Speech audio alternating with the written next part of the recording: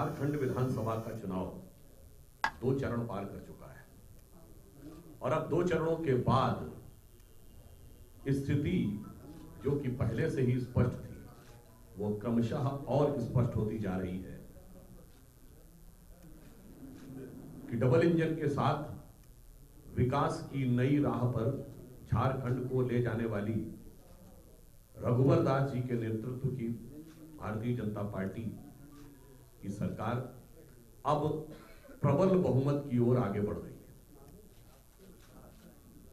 हमारी सरकार ने समाज के सभी वर्गों, चाहे वह वनवासी आदिवासी हो, पिछड़े हो, युवा हो और महिलाएं हो, उनके लिए अभूतपूर्व विकास के और उत्थान के कार्य किए हैं और उन्हीं के चलते हुए आज जन जन में भाजपा और रघुवर दास जी के प्रति एक अपूर्व विश्वास नजर आ रहा है।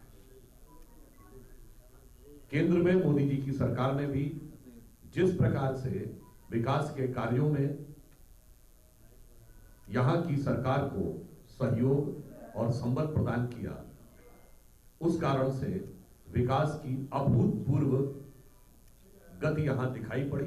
मैं उसके विस्तार में नहीं जाना चाहूंगा, वो आंकड़े आप सब देख चुके हैं, जो हमने किया है, जो हमने वादा किया है। और आजकल के तो इस डिजिटल के जमाने में आप 1 मिनट में अपने फोन पे देख सकते हैं। सिर्फ एक ही उदाहरण दूंगा, जब हमारी सरकार आई तो कृषि विकास दर नकारात्मक में थी और अब 14% से ऊपर है। यह केवल एक आंकड़ा इस बात का प्रमाण है कि किस नकारात्मक स्थिति से किस सकारात्मक, प्रभावी और उज्जवल स्थिति की ओर हमारी सरकार झारखंड को ले जाने में सफल प्रतीत हो रही है। श्री पाठक जी, यहाँ उपस्थित सभी मीडिया के संवाददाता मित्रों, निश्चित रूप से अभी हमारे राष्ट्रीय प्रवक्ता जी ने स्पष्ट रूप से भारतीय जनता पार्टी इस देश और इस राज्य के लिए किस प्रकार से नीति निर्धारित करते हुए राज्य की जनता, देश की जनता के लिए स्पष्ट रूप से विकास के कार्यों को सैद्धांतिक रूप से करने के लिए यहां तत्पर है। इस राज्य में भी मैं बताना चाहता हूं कि हमारे इस प्रदेश के यशस्वी मुख्यमंत्री श्रीमान रघुवर दास जी केंद्र की योजनाओं के अनुसार इस प्रदेश में डबल इंजन की सरकार कंधे से कंधा मिला करके विकास की गाड़ियों को आगे बढ़ाने का कार्य किए। चाहे इस प्रदेश में जनजाति आदिवासी का विषय हो, चाहे अन्य समुदाय का कोई विषय हो, यानी कुल मिलकर के सर्वांगीण विकास की बात करने वाला हमारा भारतीय जनता पार्टी राज्य में समन्वय स्थापित करते हुए विकास के कार्यों को आगे बढ़ाया है। आज हम जनजातियों की बात करें तो विपक्ष के लोगों ने, यूपीए के लोगों ने हमेशा से आजादी के बाद से ही आदिवासियों का मसीहा बनता केवल दिखाई दिया है, लेकिन करते हुए कभी दिखा नहीं।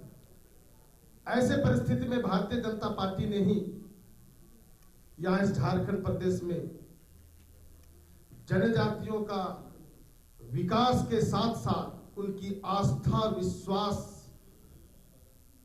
की जो विषय है वो किस प्रकार से संरक्षित रहे, संवर्धन रहे और उसके अनुसार से अपने विकास को आगे बढ़ाएंगे, जिसके चलते यहाँ के पवित्र जनजातियों का जो आस्था विश्वास का केंद्र सरना स्थल है, जाहिर थान है, इस प्रकार से कई इनके जो है आस्था के केंद्र है, उनको सुंदरीकरण करने से लेकर के जनजातियों के विकास के लिए आदिवासी ग्राम विकास समिति और यहाँ जो है जनजाति आयोग का भी गठन हो, इसके लिए भी पहल किया है।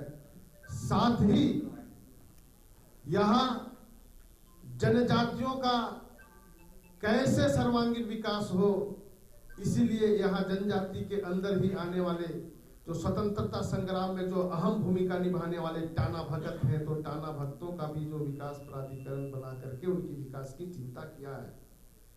और यहाँ के इंफ्रास्ट्रक्चर में भी कैसे हमारे जनजाति गांव हो या तो अन्य बाकी इतना दबाया या नष्ट किया जा सकता है, यह कांग्रेस की स्वाभाविक प्रवृत्ति रही। मेरे संज्ञान में यह बात आई कि यहां कांग्रेस के अध्यक्ष ने मंदिरों के बारे में आपत्तिजनक टिप्पणी की और अभी तक कांग्रेस पार्टी ने उसके लिए कोई माफी नहीं मांगी। और ये वो लोग भी हैं जिन्होंने बाकायदा सर्वोच्च न्यायालय में हलफनामा देकर भगवान राम को काल्पनिक कहा था और उसके लिए भी आज तक माफी नहीं मांगी। तो सांस्कृतिक विषय हो, सामाजिक विषय हो, झारखंड का स्थानीय विषय हो या सुशासन और भ्रष्टाचार का विषय हो, इनकी फितरत पूरी तरीके से जनता की नजरों में स्पष्ट है। अंत में मैं सिर्फ यह कहना चाहूंगा कि जिस प्रकार से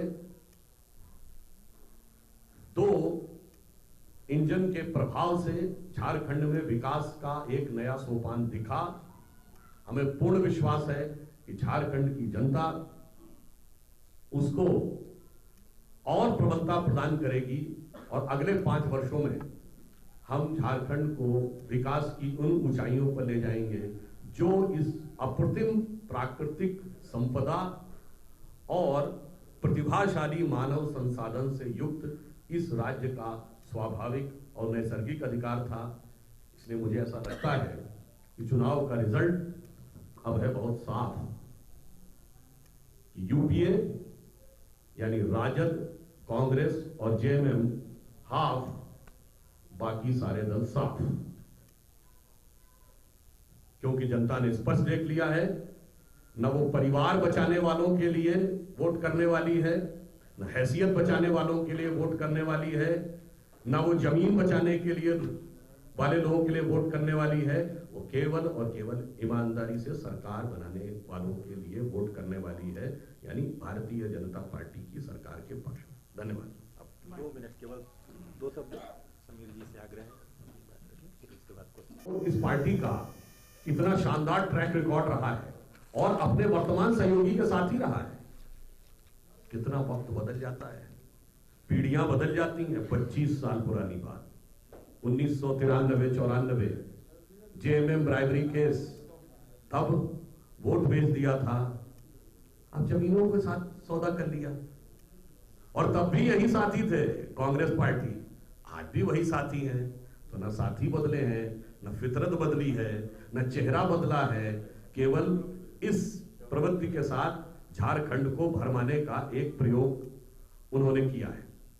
और इतना ही नहीं, जो अपने को वंचित और शोषित के स्वयंभू मसीहा कहते हैं, जो अपने को आदिवासी और वनवासी के मसीहा कहते हैं, तो कोई पार्टी जो गरीब गुरबा की सरकार कहती थी, जब उन्हें राज्यसभा में टिकट देना होता है तो ना आदिवासी दिखता है, न वनवासी दिखता है, न कोई वंचित दिखता है, न शोषित दिखता है, न कोई पिछड़ा दिखता है, बस एक थैली शाह बड़ा तगड़ा दिखता है। अब मैं ये बात एक बिंदु और कहना चाहूंगा कि झारखंड की धरती पर जब आप आते हैं तो भगवान बिरसा मुंडा जैसे दैवीय पुरुषों के स्मरण से स्वाभाविक रूप से हमारा अंतर्मन और पवित्र हो जाता है। मैं पूछना चाहूंगा कांग्रेस पार्टी से, बहुत दावा करते हैं आप कि स्वतंत्रता संग्राम के एकमेव स्वयंभू नेता आप थे। यदि यह सच था तो मैं पूछना चाहूंगा कि 19वीं शताब्दी में इसी झारखंड की धरती से शुरू हुआ, चाहे कोल संघर्ष हो जिसमें यहाँ के सभी समुदाय, सभी वर्ग साथ में थे, चाहे सिद्धू कान्हू जी का संघर्ष हो या भगवान बिरसा मुंडा का संघर्ष, क्या वो स्वतंत्रता संघर्ष नहीं था? क्या? मुझे जवाब चाहिए कांग्रेस पार्टी। अगर आप ये कहते हैं कि आप ही ने अकेला स्वतंत्रता संग्राम लड़ा, तो झारखंड के इन महापुरुषों ने आदिवासी और वनवासी क्षेत्रों में ब्रिटिश हुकूमत से जो लड़ाई लड़ी, वो क्या था? आप उसका उपहास नहीं कर रहे हैं, उसका तिरस्कार नहीं कर रहे हैं क्या? कई दल चुनाव मैदान में हैं, यूपीए से जेएमएम, राजद और कांग्रेस। ये दल किस स्थिति, किस परिस्थिति, किस गति और दुर्गति के साथ चुनाव मैदान में हैं, इसका आभास आप इससे लगा सकते हैं कि राजद के जो अध्यक्ष हैं वो तो चुनाव लड़ने के योग्य नहीं माने गए हैं। जो कांग्रेस के अध्यक्ष थे वो अपनी परंपरागत पैतृक सीट लोकसभा चुनाव में हार कर अध्यक्ष पद छोड़ चुके हैं और उसके बाद कई दिनों के लंबे मंथन के बाद उनकी पार्टी ने बड़ा आत्मचिंतन किया और त्वमेव माता पुत्रम त्वमेव, त्वमेव भार्या भ्राता त्वमेव करके अंततः पुनः अपनी माता जी को अध्यक्ष पद दे दिया। तो इन दोनों पार्टी के नेतृत्व की गति आपको पता है। और झारखंड मुक्ति मोर्चा, यहाँ के तो पूर्व अध्यक्ष और पूर्व मुख्यमंत्री, दोनों पूर्व मुख्यमंत्री अपनी अपनी कॉन्स्टिट्यूएंसी से एक एक बार चुनाव हार चुके हैं, दुमका से और तमाड़ से, श्री शिबू सोरेन जी और हेमंत सोरेन। तो आप स्वयं समझ सकते हैं कि पराजित सेनापतियों के नेतृत्व का यह गठबंधन झारखंड को किस दिशा में ले जाने में सफल हो सकता है, इसका सहज अनुमान लगाया जा सकता है। ये सारे के सारे दल और जो अन्य दल हैं, चाहे जेवीएम हो या अन्य छोटे दल हो, वो किस कारण से चुनाव लड़ रहे हैं?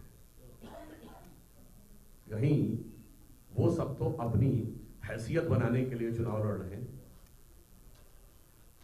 यूपीए, जिसके तीनों घटक दल हैं, यानी जेएमएम, आरजेडी और कांग्रेस, ये अपनी जमीन बनाने बचाने के लिए चुनाव लड़ रहे हैं। सरकार बनाने के लिए केवल और केवल भारतीय जनता पार्टी चुनाव मैदान में है।